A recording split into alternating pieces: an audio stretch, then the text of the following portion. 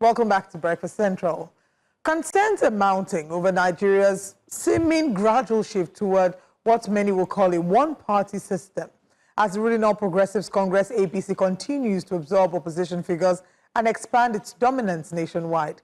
What many describe as the quiet erosion of opposition has intensified following the exit of governors and key PDP leaders in recent weeks, leaving the once powerful People's Democratic Party struggling to stay afloat. We've seen Governor Peter Mba, his deputy Ifeanyi Osai, and the entire PDP structure in Enugu State officially joining the ruling APC last Tuesday, marking the end of PDP's dominance in the southeast. With this development, APC now controls 24 out of 36 states, while the PDP holds only 8. The All Progressives Grand Alliance, APGA, Labour Party, and New Nigeria People's Party, NNPP, each control one state. We're looking at if Nigeria truly is swinging into a one-party state, or if, there isn't a cause for alarm. And joining us to discuss this in the studio with us is Executive Director of Lead Network Africa, Chukwuma Okenwa. Good to have you in the studio. We always speak with you virtually. Thank you so much for being here. Good to have you here. Yeah, thank you. Are you concerned about the movement and the alignment with the center we've been seeing lately? Yeah, of course, because if you really look at where all of this it's leading towards, the very fact that the average Nigerian politician want to secure his political future above every other thing, and the fact that the PDP boat, the rocking goes on, and it's even becoming very much uncertain what might likely be for the future of any politician that may want to still stay back, like for someone like me that live in Enugu. Even like 8 months before Mba eventually decamped, right, or defected, it was already clear that, there were dark concerns, the rumors. And currently, as we speak, aside from like the fact that PDP still holds sway in 8 states, but allegedly about 4 of the states also had like very similar response, right, like in the public sphere that we saw in Enugu, and likely if nothing is done, we could still see more defections. And when you have all of that, and the very fact that even like now there is no party in Nigeria that can claim major opposition, because the opposition role of PDP was long dead, right? Because opposition need to it's an active process. It's not just like fielding alternative candidates just towards election. We had members of the PDP, strong members of the PDP, join us on the show yesterday. We had the likes of Mazi Dixon Remu, we had the former Deputy Governor of Lagos State, Koforala Bukno Akerele.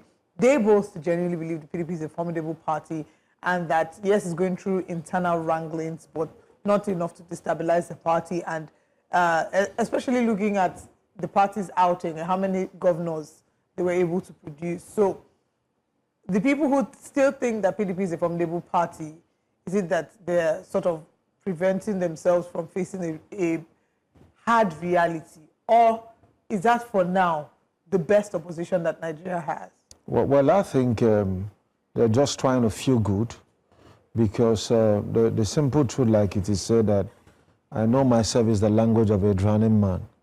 When you look at PDP, looking at all of the major stalwarts they have lost and losing on daily basis, not just at the level of the state governors, but also like in the National Assembly. It's all across, and it just dawned on me that with the 24 out of 36 states, if the state government were to be a Congress, that means the APC already hold 2/3 of the House as well, as much as they do in the National Assembly. So when you look at this, the question is, where then can we begin to have like the healthy alternative, the healthy perspective, that is meant to bolster democracy? It's a government that truly represents ideals, because the essence of opposition would actually be for those who would want to get power the next time to align with the masses, present their issues using their own lens, ideological lens if there is any, to say we are better alternatives. That's what alternatives is meant to do. That in the course of trying to show that you can do better, you somehow see yourself like standing in for the masses. And when you have, like in a democracy where you can bring in that component of opposition, then that means we're just entirely at the mercy of the ruling party. Mr. Okenwa, supporters of the ruling APC will disagree with you. They will say, you know, why are you being alarmist? Because this is not the first time it's happening. When PDP held sway, you had members of the opposition decamped to join the ruling party. That is just our nature as Nigerians. We like to go where the light is bright. Having said that, they also would say that there's something called internal democracy, that even if they move to the APC, that the APC has internal democratic structures that will screen and also give everyone a level playing field. Does that argument hold water? Well, I think it doesn't hold as much as water as it should, because if you look at how the political climate in Nigeria has evolved, I mean, when PDP pretty much came on board in the Fourth Republic, was like the dominant party. Until APC came, we never really saw like a major opposition. And having like those two parties that, you know, seemingly were just like the Democrats and the Republicans in the US, we would have expected that, you know, that would have, you know, continued to be like something that would strengthen our political and democratic culture in Nigeria. And so just about the assurance of a thought force, which we saw like in the 2023 election. And then now losing out all of that, like we see how the Labour Party is wave, right? disintegrating. Yes, it's disintegrating, like very much. And then you also see that for PDP. So just about the time where like the political climate was almost becoming very healthy, we are now going back to, you could see the reference APC is making, like that, as far back as, you understand, you know, when the But the politicians say, you know, they're joining APC because they're doing a good job, they want to align. Not at all. You don't believe that? No, not at all. Certainly not. Certainly not. I just want us to look at this. My question will be a two-part question. The first one is just scrolling through some of the newspapers. ADC accuses APC of infiltrating opposition coalition. Leaders in Kaduna, you have that. You also have Labour Party accuses APC of plotting to infiltrate its ranks. And then the same Labour Party, you also have a different view where Julius Abure, the embattled leader of the Labour Party, says APC is not infiltrating. My question simply is, we've seen different political parties accuse the APC of infiltration. And then it seems like in that same party, while it's accusing the APC, there are a few members in that party that are denying that the APC is infiltrated. So are we seeing, or are we looking at a case where there is an infiltration? Maybe there could be. And then we're also seeing what one of our guests had mentioned, moles who are placed in these parties. Is it possible that this kind of thing can happen? I think accusing APC of infiltration is baseless, you know, because already we see like those parties that are already embattled. And it's more or less like internal leadership crisis, whether it's in Labour or in PDP. So you can't begin to blame APC for that. I mean, APC is just like only taking advantage of the very fact that there are crises. And which party wouldn't want to welcome new defectors? You know, it makes you stronger. But the concern would actually be that we should be able to look at the bigger picture. Mr. President also should be able to look at the bigger picture if we actually mean well for the democratic culture. I think it might be a time to begin to wonder, finding out reason why are these guys defecting. Like for a governor of a state, right? You're talking about subnational, to leave the platform on which he gained access to power. I mean, sometimes even second-term governors. That's another conversation. You know, it's a very serious thing, right? Because shouldn't there be stringent laws put in place? There should shouldn't be. that be part of the reforms that Nigerians are calling for, not just on the elections, but on the outcome of the elections, that should a candidate win under a political party, he or she cannot. The laws are there. I mean, they'll tell you that for the parliament, they're moving because it's more stringent for parliamentarians, because it says they have to be able to prove some sort of crisis, but it's not specific. And then for executives, I think it's a bit lax, but we might have to, like Joe said, be more stringent. create more stringent that's laws right. that would work on defections. But like they say, politics is a game of numbers. My question to you is, all these defections and all these statements that are being made, for example, Governor Mondo Pabolo has promised 2 million votes for the president in 2027. Do they reflect the will of the people? And once a governor defects, does it mean that his support base is defecting with him? Does it guarantee the votes he came to power with in his new party? I mean, from an empirical standpoint, as someone who's living in Enugu for years and like a launch pad, I could tell you the few, like except for those that are politically aware, who knows that, I mean, from Ba, it's political survivor, even though for the optics, it is to align Enugu to the center, right? But I can tell you for free, there is that dissatisfaction. Some people feel it was just all of a sudden, right, a PDP state. How can you just do that? So was he under pressure to the camp?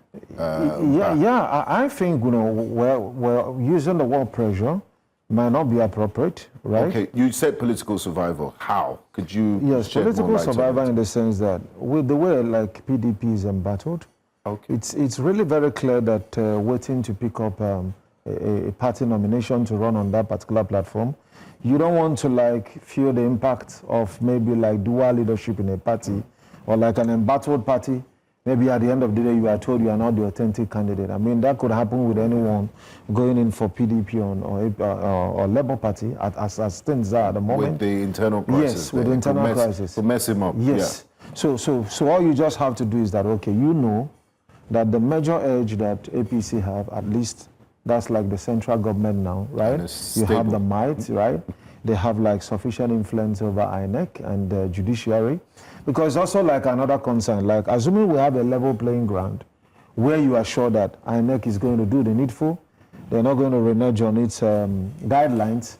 Because you see like some of the reforms we bring, I really think like some But Nigerian that's an laws- indictment on INEC. INEC, the I in INEC stands for independent. So why would a political party have influence but over? like- And our judiciary is meant to be Like independent. clearly, why I think INEC is not truly independent is the law empowers INEC to make its guidelines, right? And funds those guidelines. Now, and I know that the only thing that should be funded, right, with the taxpayers' fund is anything that is legal and lawful. You can't fund things like RF, BVAS with the citizens' money, and you now tell me that that is not the law, that is INEC guidelines. So you see where like we begin to make conflicting policies and reforms. If INEC is empowered by the law to set its guidelines, then whatever guidelines INEC comes up with should be abided with and should be supported. Okay, I want to slide slightly to a different conversation that's not necessarily one party, because you talked about money. Chukwuma Soludo and the statement he made regarding, I don't know if you saw the video, where he talked about the incentives, like his aides would like to refer to it, incentives, monetary incentives that some have termed inducement. What are your thoughts about that? Is it like monetary inducement on The words. His words. During his campaign. He had made promises, to a number of his campaign, his words saying that when they were competing, when they were running for Senate, they knew they were going to win. But like the wards that had highest numbers, they promised them 1 million, and that from the 8th of November, they fulfilled that promise. And that going forward, he then made further pledges of 5 million, 3 million, 2 million. And the argument is, if you look at the provisions of the Electoral Act section, I think it's 121 or 122, that provides for the fact that you are offering monetary incentives. That is in a way considered inducement. Is that it is actually inducement. And one of the things actually that But they've denied it, though, by the way. They said it's not an inducement. that is an incentive. It's an incentive. It's just not to an mobilize incentive, them. actually. It's to encourage them to go and go out and campaign. So these for are votes. semantics, and the reason why someone could even come to defend a thing like this is, sometimes our politicians, yes, they understand we may not be all that powerful to stop them, but they should realize that Nigeria has a lot of intellectuals. And I love the way Irene Peter, a scholar, puts it. He said, today, if you are not confused, then you are not just thinking clearly. You know, that typically summarizes our woes in Nigeria. Because if you are thinking clearly, you should be confused. Why somebody like a professor could come tell you that, you know, voter inducement is incentive? Incentive for what? I mean, you're being hired, right? That the incentive was promised to members of APGA, that it was at their party's... It was internal. Yeah, it was an internal affair because But it wasn't. Even though it was a members. public campaign. Yeah. And that even brings to like something that has been very worrisome, especially when it has to managing internal democracy, where like one man sponsors an entire party structure and puts all of the structure in the pocket. And you know what is happening actually in PDP now, right? I mean, if you want to ask me for the source, I would say it's Wike, right? You know, and why is it the source?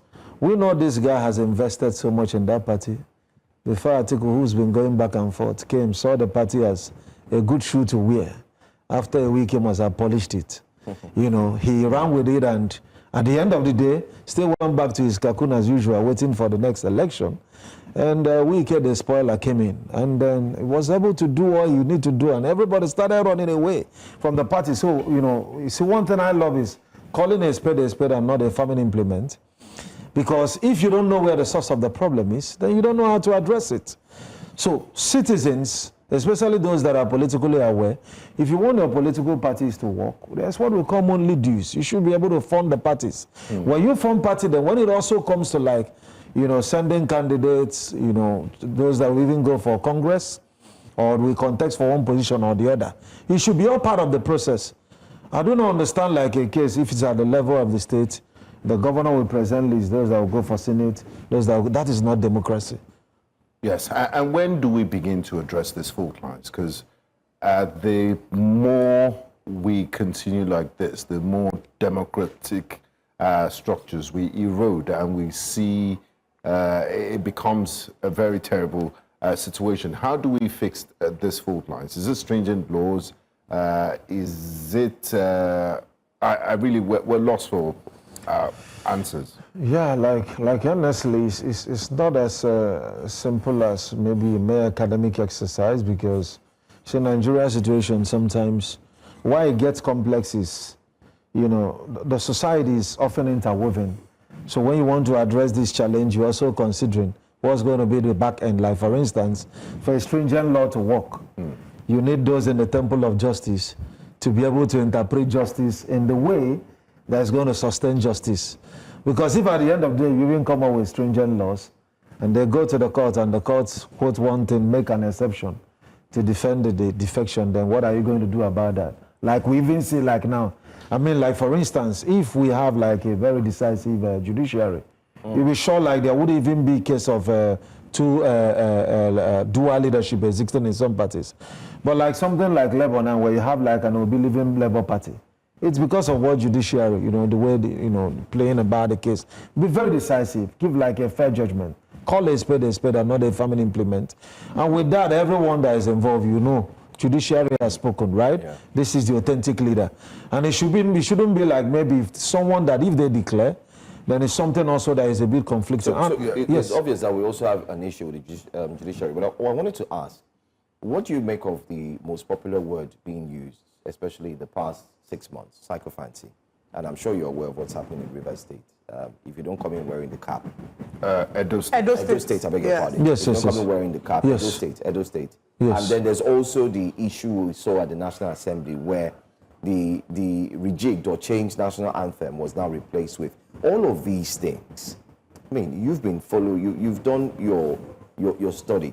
How does this invariably affect the fabric of democracy, especially looking at this one-party system that everyone is talking about? Because it seems like everybody is saying the same thing, everyone is moving towards one direction, they've abandoned the road, and they're all trekking on one way, just one way. It's really, I think, it's really very unhealthy for Nigeria, because when you look at the odds against us in terms of like one party, in China, for instance, there's a one-party state.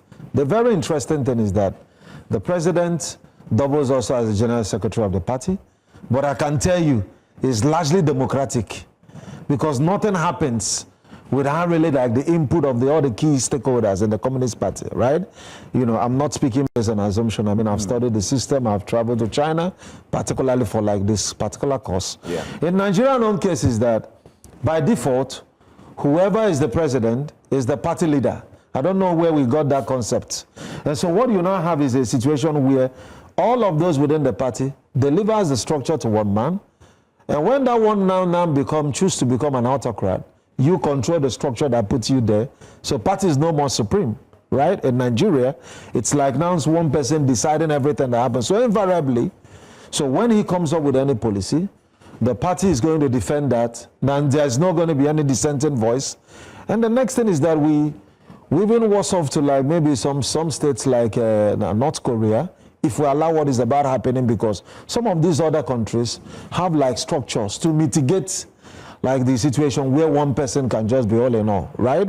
Yes. So if we want to even copy like the one-party template, perhaps copying from a China, where even the president, like, I mean, when you look at the way it all works, what you just have is like having like key persons represent ranging from the universities, representatives of the parties, and then still a little bit like democratic as they ought to be. But at the end of the day, they still put the blame on the, I mean, if we're being honest, it's the ordinary Nigerian, because at the end of the day, you see what is black and white, what is blatantly wrong.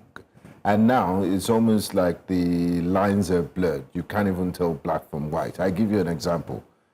Just yesterday, the FCT minister and his sons attended the 2025 Asia Pacific Cities Summit and Mayors Forum in Dubai, the United Arab Emirates. He traveled with two of his sons.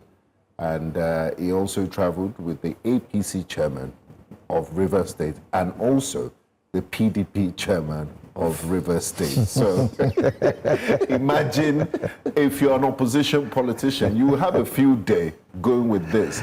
But people would still excuse all of this, even though it's blatant abuse of office on taxpayers' funds. So how do we begin to correct some of these anomalies and reduce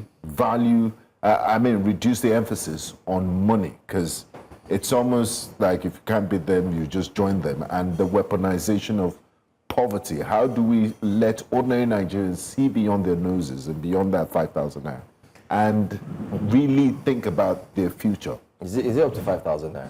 Yeah, like honestly, we need some kind of fresh air within the political sector.